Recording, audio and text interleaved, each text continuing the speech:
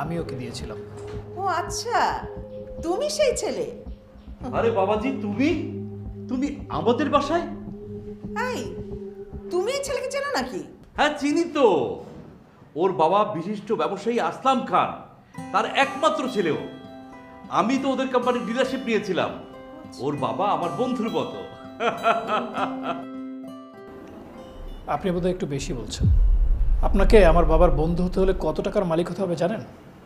সামান্য একটা ডিলারশিপ নিয়ে আপনি ব্যবসায়ী আসলাম খানের বন্ধু হতে পারেন না। ইয়ে সে যাক, সেটা কোনো বিষয় না।